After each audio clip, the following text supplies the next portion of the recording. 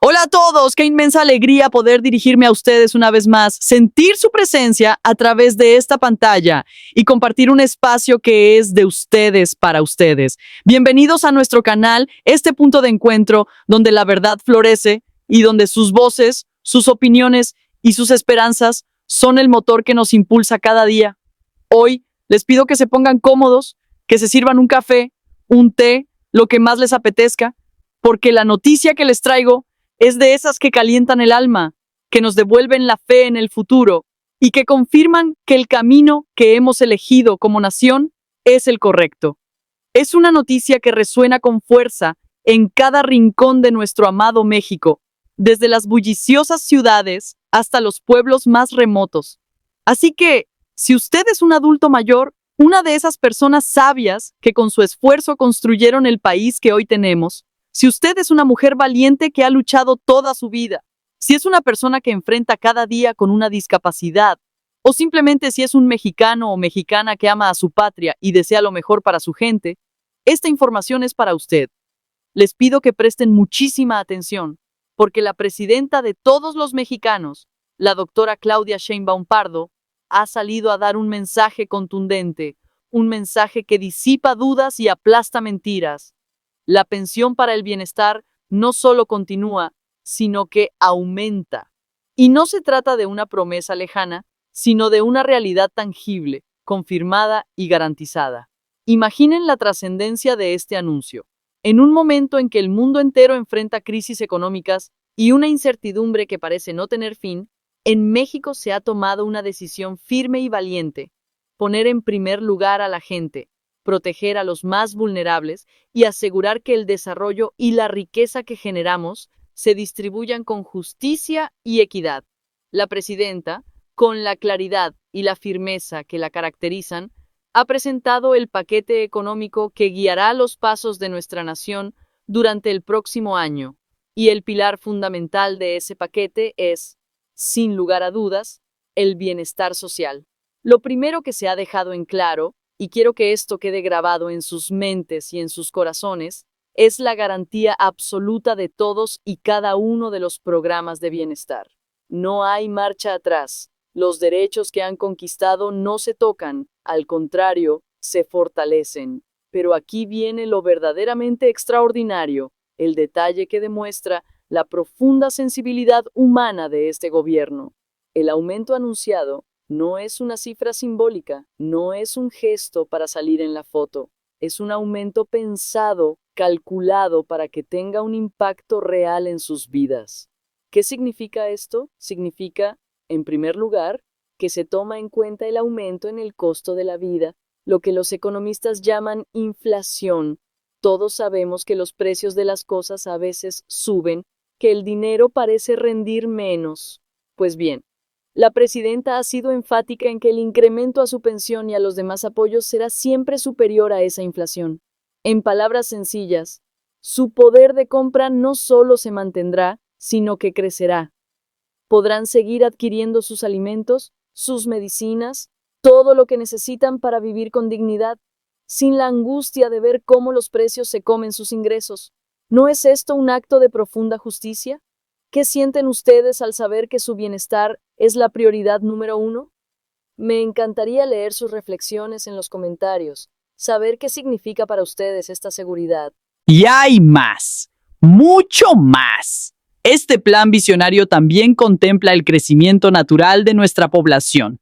Cada día, miles de mexicanos y mexicanas alcanzan la edad de 65 años, una etapa de la vida en la que merecen descansar y gozar del fruto de su trabajo. Para todos ellos, para cada nueva persona que se sume a la gran familia de adultos mayores, su pensión está garantizada. El presupuesto ya está apartado, asegurado. No habrá pretextos, no habrá demoras. Es un derecho universal y, como tal, se cumplirá sin excepción. Esto es gobernar con previsión, pensando no solo en el presente, sino también en el futuro, asegurando que las generaciones venideras también gocen de esta red de protección social. Por supuesto, esta visión de bienestar no se limita a nuestros queridos adultos mayores. La presidenta Tiene un compromiso inquebrantable con la juventud, con la niñez, porque sabe que en ellos reside la semilla del México del mañana. ¿Recuerdan aquella promesa de campaña, ese sueño de que todos los niños y niñas de primaria en escuelas públicas tuvieran una beca para apoyar sus estudios? Pues ese sueño comienza a materializarse. El próximo año se dará el primer gran paso para hacer universal este apoyo. Se avanzará de forma gradual, con orden y responsabilidad, pero con la firme convicción de que no hay mejor inversión que la que se hace en la educación de nuestros hijos. Ya los jóvenes de preparatoria y los adolescentes de secundaria gozan de este beneficio, y ahora el círculo de protección se extiende a los más pequeños para que ningún niño o niña tenga que abandonar sus estudios por falta de recursos. ¡Qué noticia tan esperanzadora para millones de padres y madres de familia! ¿Y qué decir de las mujeres? Esas incansables luchadoras que son el alma de México. El apoyo para todas las mujeres de 60 a 64 años es ya una realidad consolidada, un reconocimiento a su invaluable contribución a la sociedad. Programas emblemáticos como Jóvenes Construyendo el Futuro, que brinda oportunidades a quienes antes no las tenían, y Sembrando Vida, que reverdece nuestros campos y da sustento a miles de familias campesinas, también tienen su continuidad y su presupuesto asegurado. Es un tejido social que se fortalece, una red de solidaridad que nos cobija a todos, sin dejar a nadie atrás. Ahora detengámonos un momento a pensar, ¿de dónde sale todo este recurso? ¿Es magia? No, no es magia. Es el resultado de una administración honesta y austera. Es el fruto de haberle puesto un alto definitivo al despilfarro y a la corrupción que por décadas desangraron a nuestro país. La presidenta lo explicó con una sencillez admirable. Se aumenta la inversión en lo que realmente importa para la gente y se recorta drásticamente el gasto innecesario del gobierno. Por ejemplo, los sueldos estratosféricos de los altos funcionarios se acabaron. Esos salarios que eran una ofensa para el pueblo trabajador ya no existen. Se reducen los gastos superfluos de administración, los lujos, los privilegios. El dinero que antes se iba por el caño de la corrupción o se gastaba en aviones de lujo y oficinas opulentas, hoy se traduce en pensiones, en becas, en hospitales, en escuelas. ¿Les parece justo este cambio? ¿Creen que es la forma correcta de administrar el dinero que es de todos los mexicanos? Su opinión es fundamental, porque este gobierno se nutre de la sabiduría del pueblo. Eso se va a poder consultar de manera permanente. Sí. Gracias, presidenta. En su primer informe usted abordó varios temas, diversos rubros, pero no comentó nada acerca de, por ejemplo, ciencia y tecnología, deporte y cultura. En ese sentido, cuáles fueron las principales acciones o proyectos, avances que se dieron en esas materias durante este casi primer año de su Sí lo gestión? comenté. A ver si me das el pedacito de cómo aumentaron las becas de posgrado, tanto nacionales como al extranjero. Se incrementó también ahora les digo, a ver, el pedacito del informe, el número de proyectos financiados de ciencia, y además están los proyectos estratégicos como Olinia, Cutzari, para el desarrollo de investigación en innovación y tecnología, además de proyectos vinculados con ciencias sociales y humanidades. Son cerca de 6 proyectos estratégicos que se están financiando también de ciencias sociales y humanidades. Por ejemplo, uno de ellos es cómo evitar que se sigan perdiendo el uso de la lengua indígena, lenguas indígenas, de las lenguas de los pueblos originarios, de las 68 lenguas. Es uno de los proyectos estratégicos que nos va a decir qué tenemos que hacer a partir del próximo año en esta perspectiva. El próximo año trae un aumento y por primera vez vamos a dar también nuevas plazas en institutos de investigación que desde hace muchísimos años no se daban. ¿Cuál es el porcentaje de aumento en ciencia y tecnología, Presidenta? No lo tengo en este momento, pero ¿Y en deporte y cultura? En deporte trae un poco menos de presupuesto, igual que en el caso del INA, es lo que les decía el día de ayer. Se comunicaron, por cierto, ayer se me olvida el nombre del área administrativa nueva del Poder Judicial, órgano de administración, de que en efecto van a hacer una revisión del presupuesto del Poder Judicial.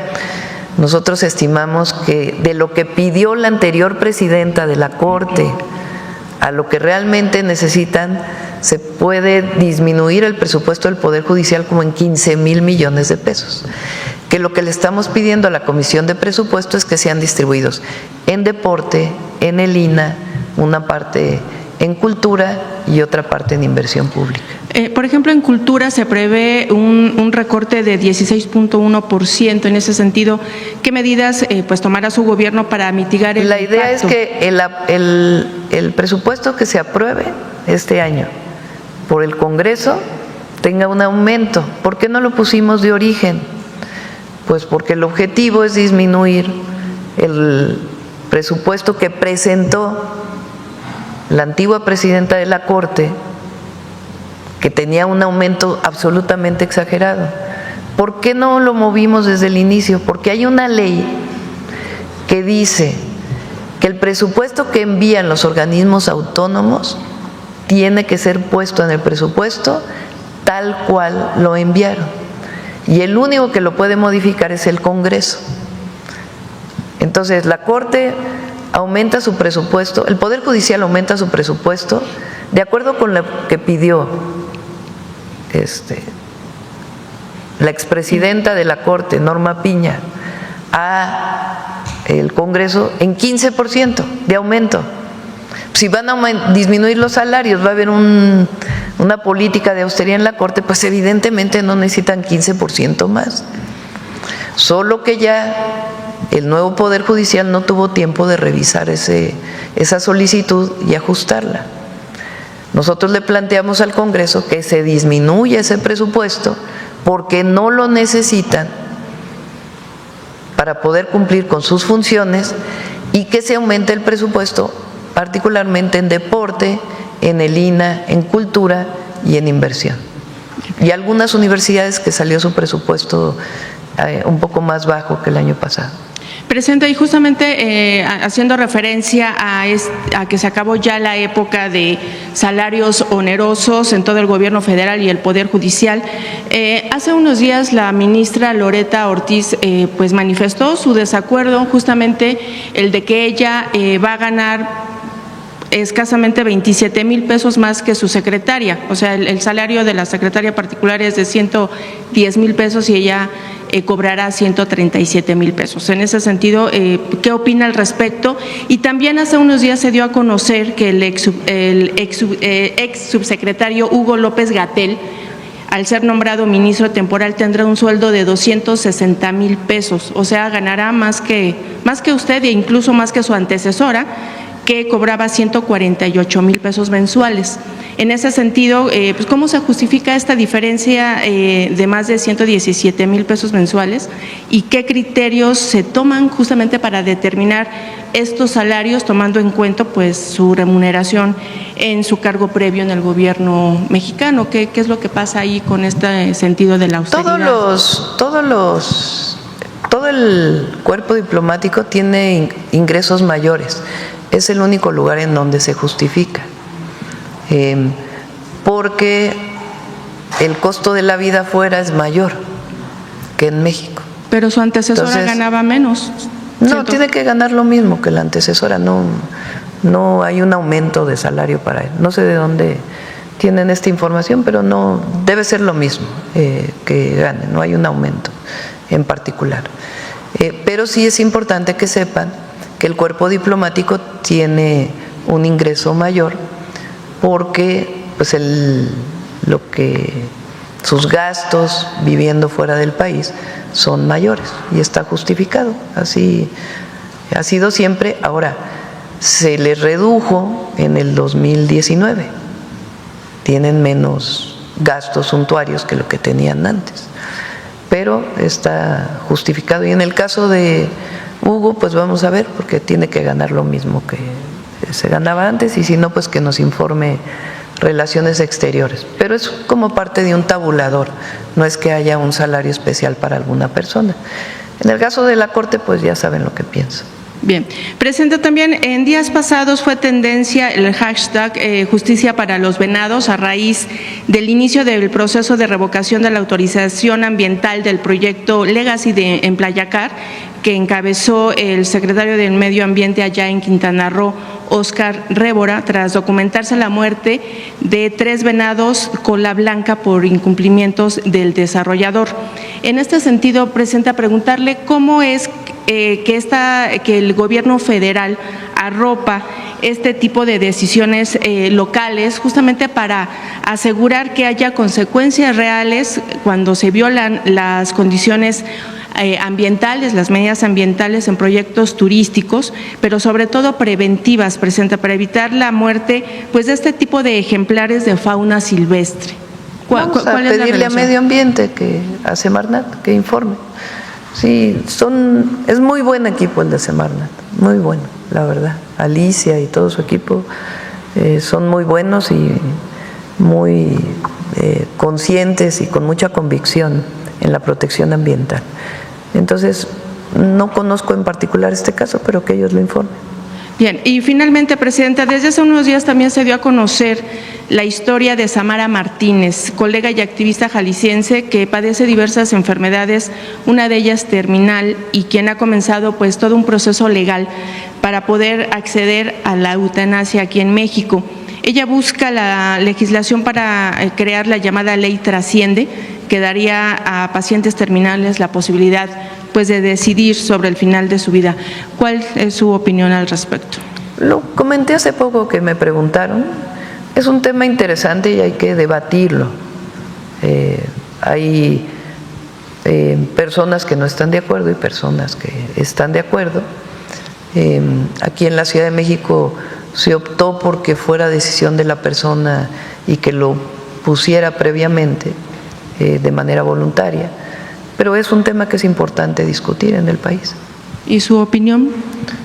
No, prefiero que se debata el tema en este caso, ¿no? Hay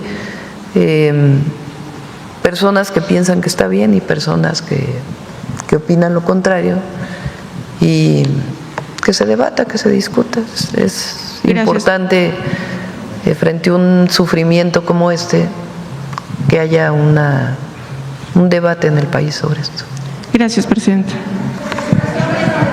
Sobre Alma. Gracias, Presidenta. Buenos días. Presidenta, ayer China se opone para lo de la propuesta de incrementarle los aranceles, dice que no va a aceptar medidas de coerción. ¿Qué opina usted? Bueno, primero, no son medidas de coerción y no son contra China. Eso es muy importante. O sea, no son medidas contra un país. Tenemos muy buena relación con China y queremos seguir teniendo muy buena relación con ellos. Entonces, no son contra un país en particular, ni mucho menos. Son decisiones que tomamos para todos aquellos países con los que no tenemos acuerdo comercial, de libre comercio. Entonces, no estamos violando, digamos, ninguna norma internacional. Y hay muchos países en esta condición. Es una decisión que se toma a partir del fortalecimiento de nuestra economía. Nosotros ya habíamos hablado con el gobierno de China hace algunos meses, fue una comisión allá, y aquí con el embajador, que hace poco le dimos sus cartas credenciales, también se habían tenido pláticas, y la próxima semana va a haber pláticas con ellos en particular. Corea del Sur también se acercó al canciller para poder tener pláticas, y siempre vamos a estar abiertos a las pláticas, y no es nada contra ningún país en particular. Es una decisión que consideramos importante para fortalecer la economía de México. Pero la plática con todos está abierta. Entonces no son ni discriminatorias, ni de coerción, ni nada que tenga que ver con eso. Es para todos los países con los que no tenemos acuerdo comercial y el objetivo es fortalecer la producción nacional. ¿No teme usted que con estas medidas pueda haber una caída en el intercambio comercial con esos países? No, nosotros prácticamente exportamos muy poquito a esos países, muy poquito. La mayoría lo importamos y no es para todo lo que ellos producen, ingresan a México con bajos aranceles. Es para ciertos sectores que consideramos que son importantes fortalecer en su producción nacional. Entonces, vamos a dialogar con ellos, pero sí es importante que se sepa a todo México y a al pueblo de China, al pueblo de los países en donde se está haciendo eso, que no tenemos absolutamente nada contra ellos, al contrario, mucha admiración, respeto del trabajo que realizan y de cómo han promovido su desarrollo, pero son decisiones que consideramos importantes tomar porque nuestra visión pues es fortalecer a nuestro país, pero siempre va a haber diálogo con ellos. Gracias, Presidenta. ¿Se suma usted al llamado que ayer hizo el canciller a los consulados y paisanos en Estados Unidos a que no celebren las fiestas patrias por temor a redada? Sí, más que no celebren, que tengan precaución. Esa es la orientación que tomó la decisión Cancillería de orientar. En los consulados siempre se hace el grito y se va a hacer en todos los consulados de México en el mundo, no solamente en Estados Unidos. Es una celebración de nuestra independencia, pero pues bajo las condiciones que hay en este momento en Estados Unidos, se dijo pues que se acerquen al consulado y que juntos se tome la decisión. Gracias. Por otro lado, y al mismo tiempo también se hizo la comunicación a las autoridades de Estados Unidos, pues que era el Día de la Independencia de México y que muchos paisanos lo celebran allá. ¿Y ellos les contestaron algo? Aún no han contestado. Gracias. Por otro lado, se ha publicado que en todas las aduanas del país operan al menos 555 empresas que podrían estar relacionadas con conductas presuntamente ilícitas, de acuerdo con la investigación que abrió la Fiscalía General de la República tras el aseguramiento del diésel que transportaba el buque en marzo. ¿Qué información le han entregado sobre este tema, Presidenta? La investigación que se deriva, obviamente hay una parte que pues se resguarda por motivos de estar en proceso de investigación. La investigación que se hizo a partir del conocimiento del buque que llega a la costa de Tampico, que reporta que trae naftas, una sustancia que podía entrar con un permiso temporal de importación y no pagar impuestos. El descubrimiento de que en realidad no era nafta, sino era diésel. La investigación que se realiza, las detenciones que se hacen en ese momento en flagrancia y la investigación que se realiza de toda la trazabilidad, pues lleva a la detención de estos elementos de la Marina y a empresarios y a civiles que se dedicaban pues a este ilícito que provoca un doble daño, porque es el no pagar impuestos por la importación del combustible y al mismo tiempo es un daño para que quien importa legalmente o quien produce, que es Pemex en nuestro país, pues no pueda vender el combustible porque se está vendiendo de manera ilícita a precios menores por no haber pagado impuestos. Entonces de ahí viene una investigación muy amplia. Como bien dijo aquí el fiscal, el almirante secretario, el secretario de Seguridad, no ha terminado las detenciones. Todavía sigue la investigación en curso. Entonces, pues se va a ir informando conforme vengan estas detenciones. ¿Qué decimos por parte? Que es muy importante porque los adversarios y algunos dueños de medios de comunicación, bueno, de concesiones de medios de comunicación y comentócratas y demás, dicen la corrupción lo estamos deteniendo nosotros. Bueno, no la presidenta, obviamente, pero en nuestra administración, con las investigaciones. Es decir, cuando decimos es cero impunidad, es cero impunidad.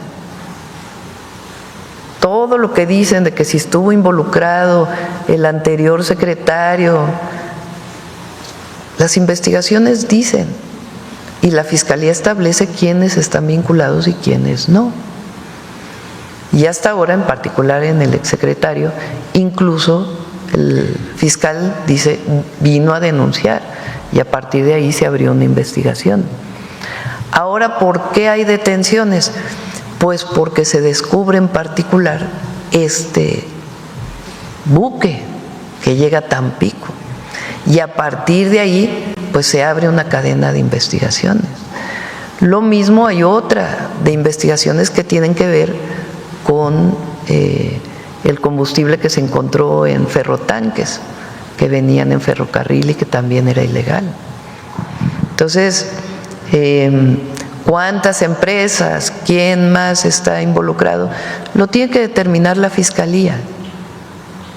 Lo importante es que se está trabajando para que se erradique por completo el contrabando de combustible. ¿Cuál fue el monto? ¿Nos puede decir un estimado de del monto que provocó, del daño que provocó en términos económicos este decomiso?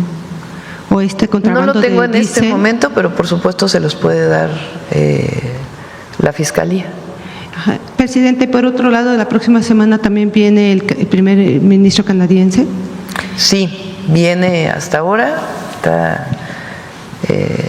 por confirmarse ya en estos días, pero viene el 18 de septiembre, va a estar aquí todo el día en Palacio Nacional, vamos a tener varias reuniones y se va a dar conferencia de prensa conjunta ese mismo día. Hasta ahora es el planteamiento de la agenda que estamos realizando. Después el 19 él tendría algunas reuniones y ya regresaría a Canadá. ¿Qué son los temas, sobre todo en la renegociación o pues la idea es la revisión del tratado? Perdón. Hay mucho comercio, ambos tenemos mucho comercio con Estados Unidos, pero también hay mucho comercio México-Canadá por el tratado. Y también hay mucha inversión de empresarios canadienses en México. Un caso es la minería, que tiene sus particularidades, que como siempre hemos dicho, tiene que cumplir con toda la normatividad ambiental. Pero hay otras inversiones. Hay inversiones, por ejemplo, en gas natural, que tienen mucho tiempo en el país. La empresa, una de las empresas concesionarias de ferrocarriles, que era estadounidense, se vendió a Canadá, TransCanada, es decir, una de las concesiones de ferrocarril que va de México hasta Canadá, atravesando por Estados Unidos, obviamente, es canadiense, y algunas otras empresas que tienen deseos de invertir en México, el fortalecimiento del comercio a través del mar, de puertos. Hay varios temas que estamos trabajando. De mi parte, solo última pregunta, discúlpeme. Hace poco se publicó una información de Reuters en donde señalan que hay una cooperación con la CIA, hay una estrecha colaboración con la CIA para la detención aquí en México de capos. Quisiera preguntarle específicamente si es así, o para localizar a los narcotraficantes se está recurriendo o hay un acuerdo con elementos. Es falso lo que dice Reuters, falso. En ese reportaje se dice que hay agentes de la CIA trabajando con el ejército mexicano en las operaciones. Es absolutamente falso, no es verdad. Lo que hay, como siempre lo hemos dicho, es coordinación y cooperación en información. Información que tiene Estados Unidos de sus agencias, se comparte con las instituciones del Gabinete de Seguridad Y una vez que se tiene confirmada esta información, se opera en México por los propios elementos de defensa, de Marina o de la Secretaría de Seguridad y Protección Ciudadana o de la propia Fiscalía. Pero no es verdad que haya elementos de la CIA en operaciones del Ejército Mexicano. Eso es totalmente falso. ¿Y de esa agencia no le pidieron permiso para que pudieran enviaron solicitud de información, a ver si la próxima semana se las ponemos aquí. Finalmente no se contestó a la información pero sí se les dijo que era falso. O sea, no se contestó por escrito, pero sí se les dijo que lo que estaban presumiendo ahí no tenía fundamento. Gracias. Educación. A ver, ¿quién más? ¿Quién más? A ver acá.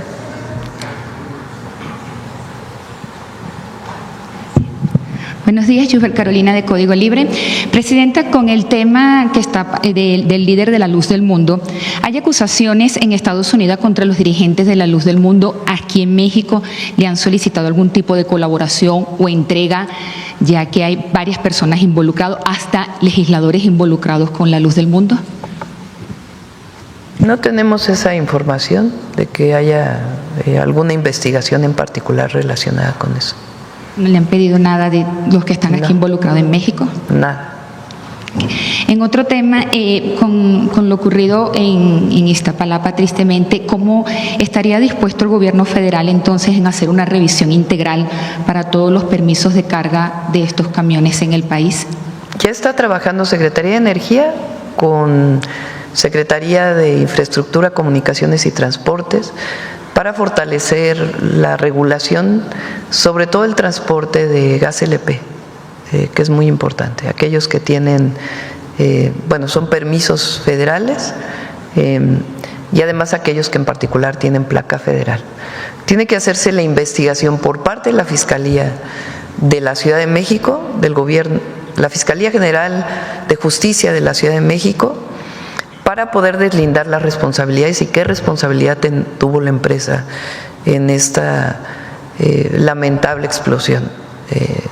Se tienen que hacer los peritajes y tiene que sacar las resoluciones. Paralelamente, sé que la jefa de gobierno anunció que va a poner mayor regulación en el transporte de este combustible y nosotros ya estamos trabajando en ello. Y la idea es que pueda salir incluso la próxima semana. Presidenta, ¿cómo le fue ayer con la reunión que tuvo con el presidente del Banco Interamericano de Desarrollo?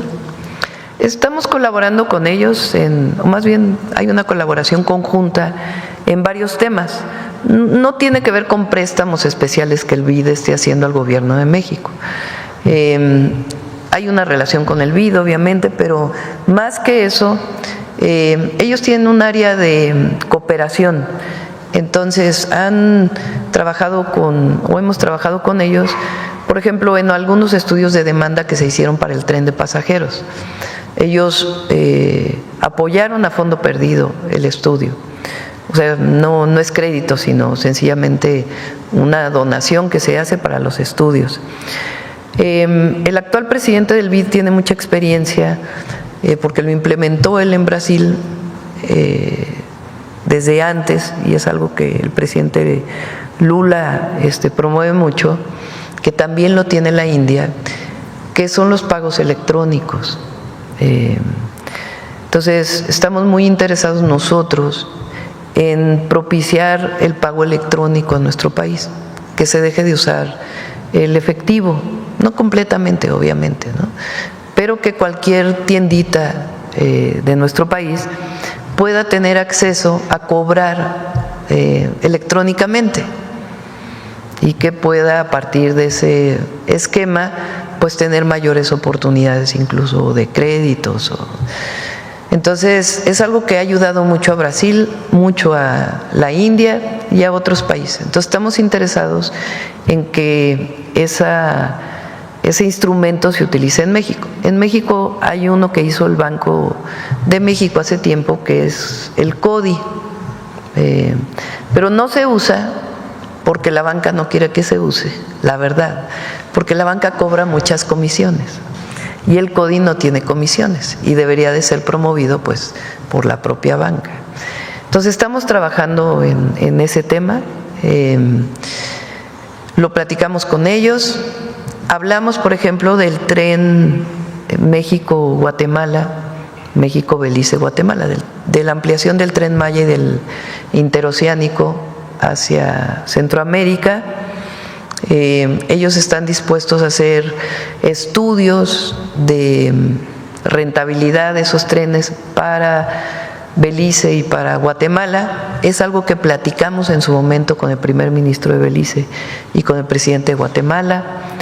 Entre otros temas, hablamos también del Plan México, de los polos de desarrollo para el bienestar y también pues de temas ambientales que ellos financian. Ok, Presidenta, también ahorita que hablábamos del tema de migración, su postura y todo, estuvo la directora general de la Organización Internacional para la Migración, se reunió con el canciller Ramón de la Fuente. ¿Usted tiene detalles de esa reunión, los temas que se tocaron en migración? Sí, también se reunieron con la secretaria de Gobernación. Le pedimos que pueda darles toda la información. Ok, y por último ya nos vemos aquí en la mañanera el miércoles, ¿verdad? Bueno. Sí. Les vamos a dar libre lunes y martes. Íbamos a hacerlo el lunes, pero los compañeros de CEPROPIE, que nos ayudan mucho con la transmisión en vivo, pues tienen mucho trabajo el 15 y el 16, porque tienen que transmitir el grito y después el 16 prácticamente se quedan sin dormir para poder transmitir, tener todo listo para el grito. Entonces se vuelve muy complejo que tengamos la mañanera, su transmisión en vivo y luego. Entonces esa es la razón por la cual 15 y 16 no va a haber mañanera y nos vemos hasta el miércoles. Bueno, nos vemos en el grito, espero que estén. Gracias. A ver, la compañera que... Buenos días, Presidenta. Yana Alcántar, de PopLab de Guanajuato. El lunes la Universidad de Guanajuato inauguró la exposición Iconoclasia. Sin embargo, ¿Qué, perdón? La exposición Iconoclasia. Sin embargo, unos días después, el jueves, pues ya estaba desmontada. Fue creada por Eder Damián Martínez Reséndiz, estudiante de la licenciatura en Artes Visuales, y bueno, fue clausurada cediendo a la presión que ejercieron en redes sociales católicos practicantes, grupos conservadores y la propia Iglesia Católica, quienes consideraron la muestra como una falta de respeto y una ofensa al uso de imágenes y símbolos religiosos. Asimismo, en el estado de Guanajuato, el gobierno planea llevar a las escuelas un programa de educación sexual basado en el modelo construido por el Centro Las Libres, el cual es referente en la promoción de los derechos de las mujeres. Sin embargo, pues también grupos conservadores han mostrado su inconformidad porque aseguran que se va a promover el aborto y la confusión de género. En su opinión, o también si nos puede responder el secretario Mario Delgado, ¿cómo se puede garantizar que en instituciones públicas y laicas prevalezca la libertad de expresión y de creación sobre los intereses de iglesias y grupos conservadores? ¿Quieres conocer? Bueno, en todo el sistema educativo, la Secretaría de Educación Pública es la autoridad, es la quien determina los planes y programas. Y el espíritu de la nueva escuela mexicana, uno de los pilares, es la autonomía profesional docente, donde se le da la libertad a las y los maestros como profesionales de la educación de decidir cómo llevan a cabo en el aula, en la escuela y en la comunidad las experiencias de aprendizaje. Todo el modelo pedagógico se basa en eso. Hay una serie de contenidos en educación primaria, en educación secundaria, y ellos tienen la libertad de ejecutarlos. Ninguna autoridad estatal podría prohibir algún contenido como tú lo estás señalando. Gracias. Y, Presidenta, ¿qué mensaje? La educación pública en México es laica. Eso es producto de la reforma. Y esta nueva forma de gobernar se refleja en todas las áreas. Se ha anunciado un aumento histórico en la inversión para la salud. A pesar de las voces malintencionadas que, sin fundamento alguno, propagan en las redes sociales que el presupuesto de salud disminuye, la realidad es todo lo contrario. Es falso. La inversión en salud aumenta y se concentra principalmente en el IMSS Bienestar, para garantizar que cada mexicano, viva donde viva, tenga acceso a atención médica de calidad, a medicamentos gratuitos, a hospitales dignos. Porque la salud, lo repetimos una y otra vez, no es una mercancía, es un derecho humano fundamental. De la misma manera, crece el presupuesto para la educación, para la vivienda y para la inversión pública que transforma al país. Más trenes para conectar a nuestras comunidades, más carreteras para transportar nuestras mercancías, más obras hidráulicas para asegurar el abasto de agua. Se está construyendo un futuro de prosperidad, un futuro donde el desarrollo se sienta en los bolsillos y en la calidad de vida de todas las familias. La presidenta también abordó un tema espinoso, pero necesario, la pesada herencia de la deuda corrupta que nos dejaron los gobiernos de Calderón y de Peña Nieto. Una deuda que no se tradujo en beneficios para el pueblo, sino que engordó los bolsillos de unos cuantos. Pero con una administración responsable, se está saneando esa herencia tóxica. Pemex, nuestra gran empresa nacional, que fue sistemáticamente saqueada y debilitada, hoy se está poniendo de pie y muy pronto, como lo afirmó la presidenta, caminará por sí sola, sin necesidad de apoyos extraordinarios. ¿Se dan cuenta de lo que esto significa? Liberar esos recursos para destinarlos a más programas sociales, a más obras, a más bienestar. Es un círculo virtuoso que se alimenta de la honestidad y la eficiencia. Ahora, volvamos a lo que más nos emociona, el aumento a su pensión. ¿Cuánto podrían recibir? Como ya mencionamos, el compromiso es que el aumento siempre supere la inflación. Si tomamos como referencia el comportamiento de los precios y los incrementos anteriores, es muy probable que el aumento ronde entre los 300 y 400 pesos bimestrales. Esto significa que la pensión para nuestros adultos mayores, que hoy es de 6.200 pesos, podría alcanzar la cifra de 6.500 pesos cada 2 meses. Para las personas con discapacidad, el monto podría pasar de 3.200 a 3.300 pesos. Y para las mujeres de 60 a 64 años, que comenzarán con 3.000 pesos, su apoyo podría incrementarse a 3.100 o 3.200 pesos a partir del próximo año. Yo sé, y lo entiendo perfectamente, que a todos nos gustaría que los aumentos fueran aún mayores. Y estoy seguro de que ese es también el deseo de la presidenta. Pero debemos ser conscientes de la magnitud del esfuerzo que se está realizando. Son más de 20 millones de beneficiarios en todo el país. El presupuesto total destinado a los programas de bienestar supera el billón de pesos. 1 billón. Es una cifra astronómica, un testimonio del compromiso social de este gobierno. Y estoy convencido de que, a medida que la economía se siga fortaleciendo gracias a la honestidad y al trabajo, estos apoyos seguirán creciendo. Hablemos ahora de un tema que genera mucha expectativa, sobre todo entre las nuevas beneficiarias, la entrega de las tarjetas del Banco del Bienestar. Si usted es una de los casi 3 millones de mujeres de entre 60 y 64 años que se registraron en el mes de agosto, le pido que ponga muchísima atención. La secretaria del Bienestar, Ariadna Montiel Reyes, ha informado que la entrega de sus tarjetas se realizará durante todo el mes de octubre, desde el día 1 hasta el 31.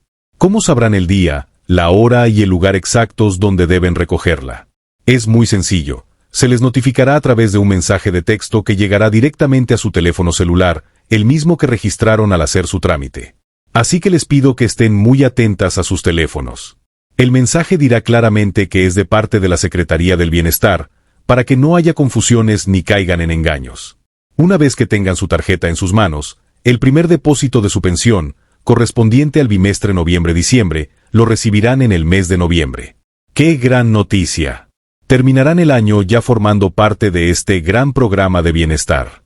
Y recuerden, ese primer pago de 3.000 pesos es solo el comienzo, porque a partir de enero de 2025, con el nuevo presupuesto, recibirán su pensión ya con el aumento correspondiente.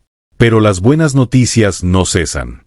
Hay otra iniciativa, profundamente humana y solidaria, que la presidenta está impulsando con todo su corazón, las visitas médicas domiciliarias. ¿Qué significa esto?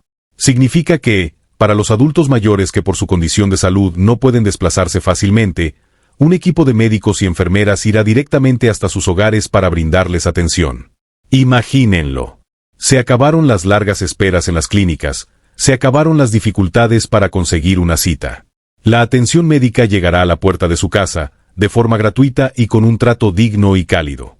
Es una medida que busca cuidar a quienes más nos han cuidado, proteger a nuestros tesoros vivientes. ¿Qué opinan de esta iniciativa? ¿Conocen a alguien que se beneficiaría enormemente de este programa? Compartan sus historias en los comentarios.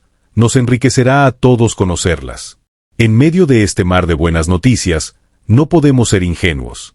Sabemos que existen fuerzas oscuras, intereses mezquinos a los que no les gusta que al pueblo le vaya bien. Son los mismos de siempre, los que antes se beneficiaban del saqueo, los que añoran sus privilegios perdidos. Y como ya no pueden robar, ahora se dedican a mentir. Seguramente ya han escuchado sus calumnias, que van a subir los impuestos a los refrescos para poder pagar las pensiones, que el país se va a endeudar, que los programas sociales son insostenibles. Puras mentiras. Buscan generar miedo, sembrar la duda, confundir a la gente. La realidad es que el presupuesto está garantizado gracias al combate a la corrupción y a la austeridad republicana. No se necesitan más impuestos, solo se necesita que el dinero del pueblo se maneje con honradez. Cuando escuchen esas mentiras, no les hagan caso. Respondan con la verdad, con los hechos. Díganles que la pensión es un derecho constitucional, que nadie se las puede quitar. Díganles que hoy México tiene finanzas públicas más sanas que nunca. Y sobre todo, díganles que el pueblo ya despertó y no se deja engañar. Me conmueve profundamente leer los comentarios de personas agradecidas, como la señora Silvia, que nos recuerda que antes los gobiernos no nos daban nada y que hoy debemos valorar estos apoyos. O como la señora Judith, que señala con toda razón que quienes critican son los que pertenecen a esos partidos que tanto daño le hicieron a México. Y tienen toda la razón.